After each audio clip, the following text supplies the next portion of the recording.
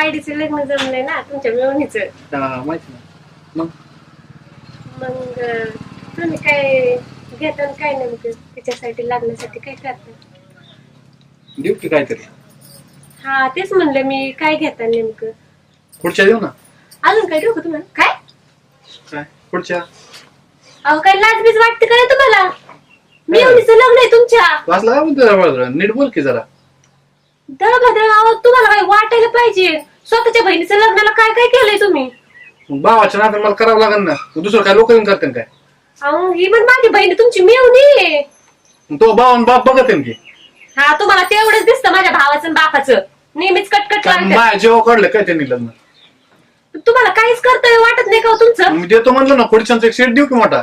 अहो काहीतरी वाटायला पाहिजे. एखादं म्हणतात कपाट घेतो, भांड्यांचं सेट घेतो, काहीतरी घेतो दुसरं.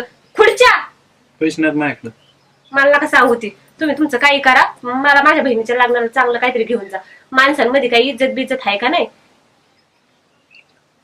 पैसे नाहीत म्हणलं तुम्ही माझ्याकडे आता. तुम्ही काय करा, मित्राकडून घ्या, वाटायला- व्याजाने घ्या. मित्र काय हो याजाने घे. हा मग हा, स्वतःच्या बाया. बहिणीच्या लग्नाला घेतलं ना तेव्हा चालतं सगळं. फक्त माझ्याकडचं काय असेल ना तर लय त्रास होतो तुम्हाला.